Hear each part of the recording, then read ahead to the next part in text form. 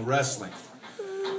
On his graduation, he would go up to Tampa on Tuesday and Thursday nights and train with the great Malenko, one of the greatest wrestlers of all times. Well, he didn't get enough, so he would go Tuesdays, Thursdays, and then Sundays to Plant City and train with Malenko's sons, Joe and Dean Malenko.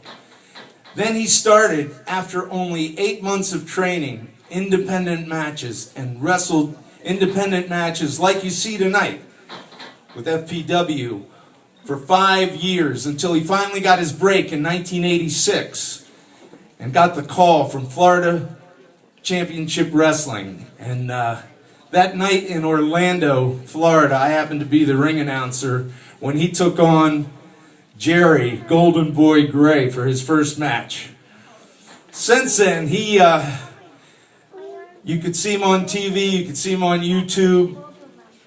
With WCW, WWE, he was everywhere and wrestled some of the greatest wrestlers in the world. But my favorite stories about Bob was when he did independent shows. And he would get on the microphone. Now, Bob, if you know him, he's rather quiet. He doesn't say a whole lot around anybody. He says it in the ring. But I remember one time he called his opponent's family, his putrid wife and illegitimate kids right on it. And that was funny as hell. And he could really insult with the best. He really brought it when he brought it to the microphone, brought it to the ring. But right now, I'd just like to read some of the opponents that Bob has faced in the past. And those people include the Road Warriors, the Samoans, Ricky the Dragon Steamboat, Jerry the King Lawler, Bugsy McGraw, B. Brian Blair, and 18-time world champion Ric Flair. I love those woos. So, without further ado, would everybody put your hands together, and it is my honor to induct into the Florida Wrestling Hall of Fame, Mr. Bob Cook.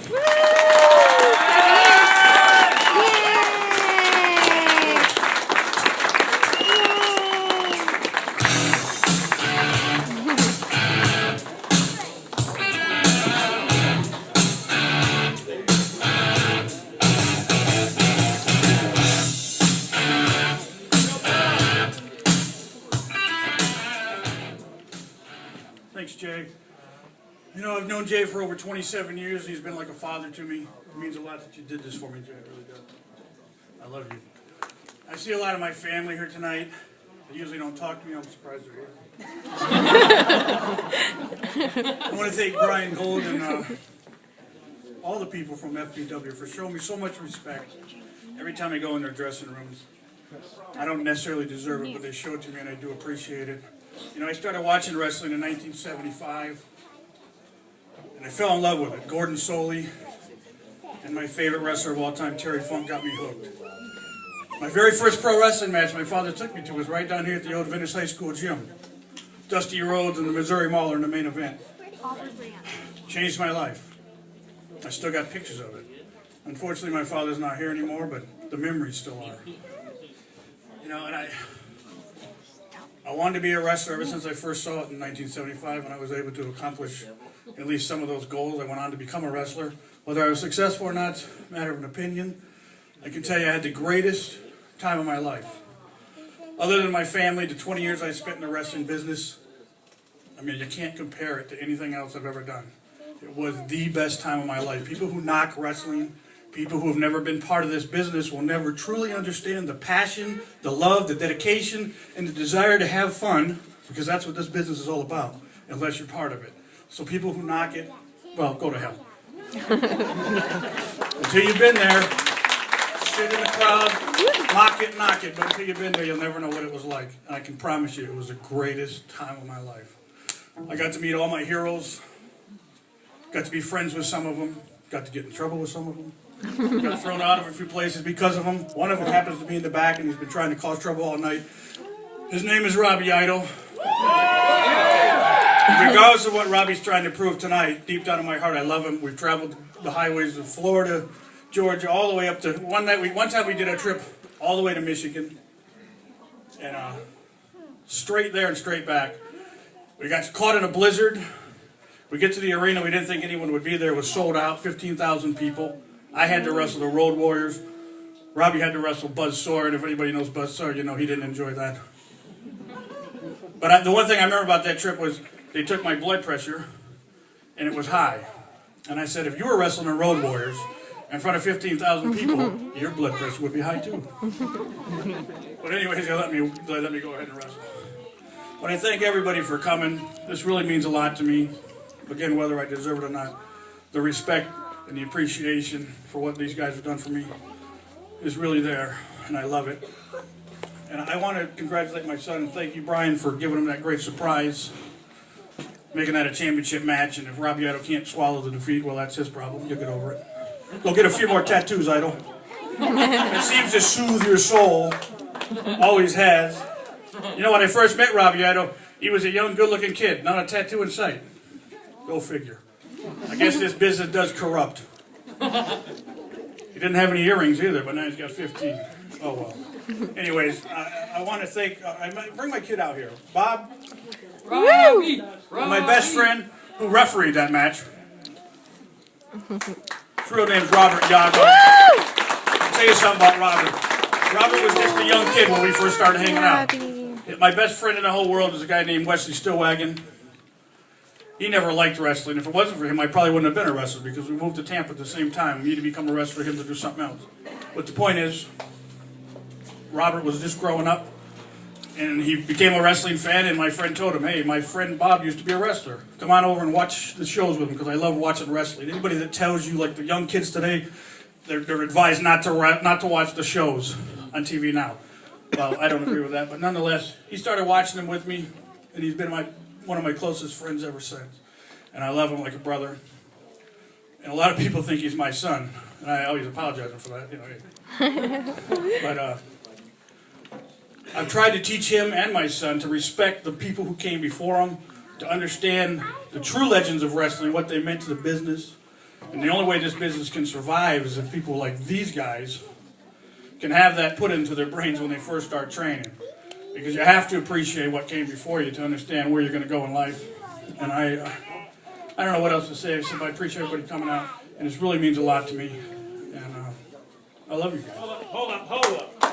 Oh, God.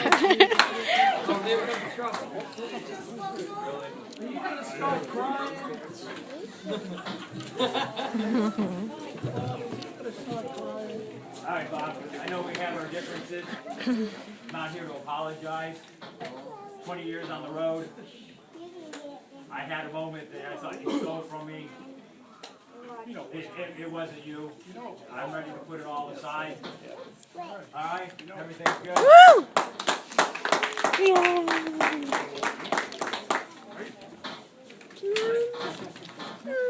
Friends again.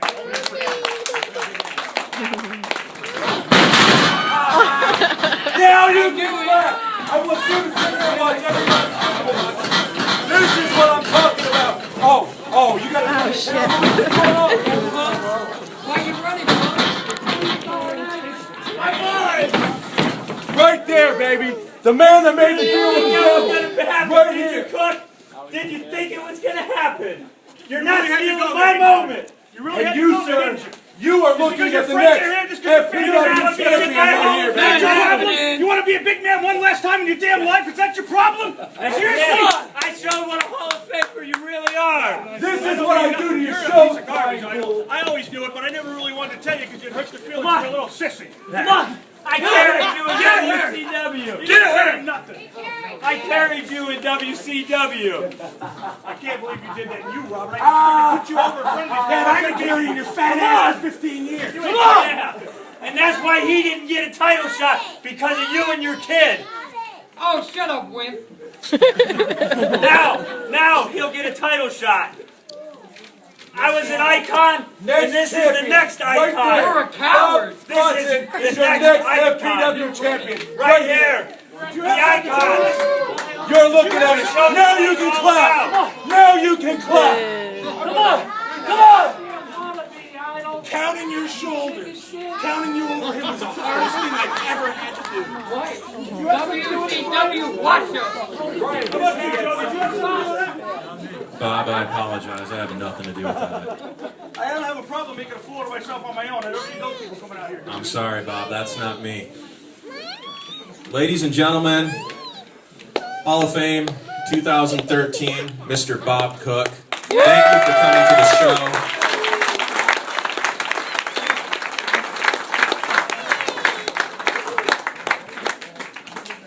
Where's that microphone? Where's the microphone?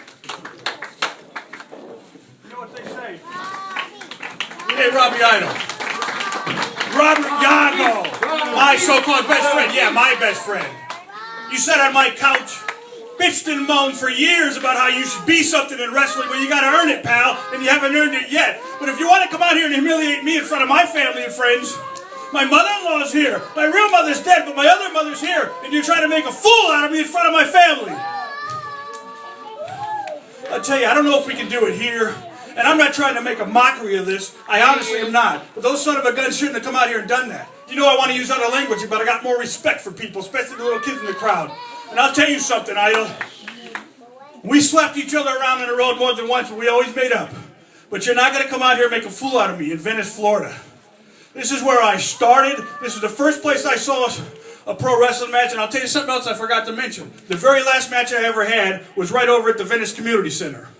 The legendary Coach John Heath was sitting at ringside, and one of my best friends, Jay Goodley, was right there with me.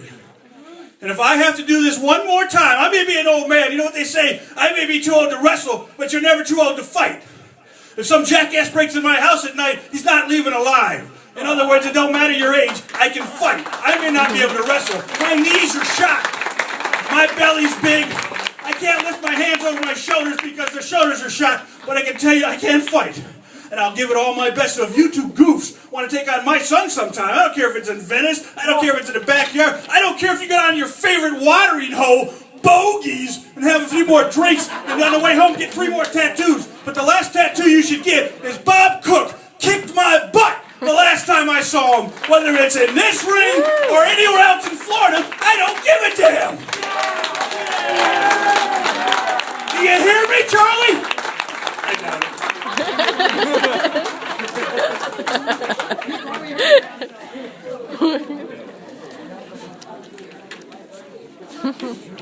Thank you all for coming out today. Another round of applause for these guys. Drive safe. Thank you for coming out.